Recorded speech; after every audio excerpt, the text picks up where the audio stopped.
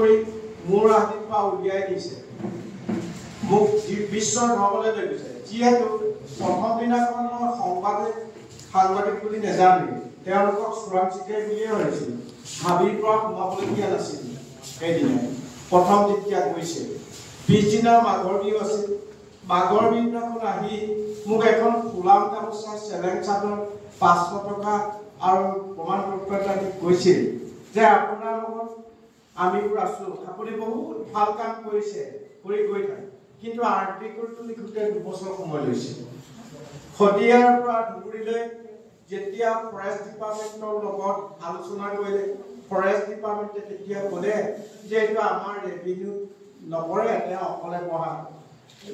গুৱাহাটী তাৰ পিছতে 2010 চনত জিতু কলিতাই লিখা দৈনিক জনমভূমি 2010 চনৰ 25 জানুৱাৰী সেইটা আৰ্টিকলটো লিখাৰ লগে লগে DY 365 দুৱাৰখন টাইমছ অফ ইণ্ডিয়া আৰ্টিকল লিখাৰ লগে লগে সেই হাবি মাজৰ পৰা মাতিনি জৱাহৰলাল ইউনিভাৰ্চিটি এনভাইৰনমেণ্টেল সাইন্টিষ্টসকলে 3 ৰাতি প্ৰতিটো গছ গছনি প্ৰতিটো চৰাই চিৰিকটি প্ৰতিটো জীৱ জন্তুৰ বিষয়ে অধ্যয়ন কৰি ৰাতি 3:30 ভাৰতৰ forest man of India title দিছিল ইয়াৰ সময়ত তেতিয়া বিজ্ঞানীসকলক কৈছিল যে মই এসপ্তাহ দিন ইয়াত জেনিত আছো গতিকে মই মিচিং জনগোষ্ঠীৰ মানুহ মই গতিকে আপোনালোকক খাওঁ তেতিয়া আকৌ 5000 দি বটল এটা নি খাই লৈ কিনো কৰে সেইটো অধ্যয়ন কৰিহে সেই সন্মানটো দিছিল টাইটেলটো দিছিল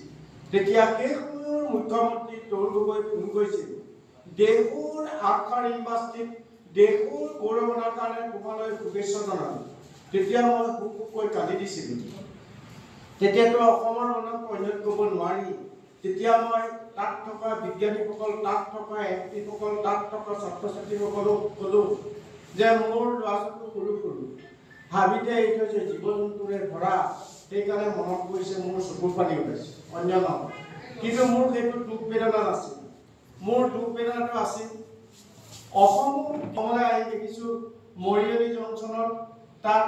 লখিমপুৰ গাৰ্লছ কলেজৰ ছাত্ৰীসকল ৰৈ আছে তেতিয়া আৰু মোক কৈছে ছাৰ আপোনাক নিবলৈ আহিছোঁ আপুনি ঘৰলৈ যাব নালাগে মই বাহিৰৰে লখিমপুৰ গ'লো লখিমপুৰত গৈ তাত যেতিয়া সম্বোধনা জনাইছে আৰু জনোৱাৰ সময়তে তেতিয়া আকৌ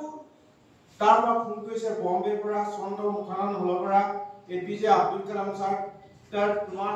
3 দিনৰ পিছতে তুমি আমাৰ ইয়ালৈ আহিব লাগিব তোমাৰ কথা আছে তেতিয়া মই 3 দিন পিছত যেতিয়া বম্বেত গৈছো চন্দ্ৰ মুখানন হলত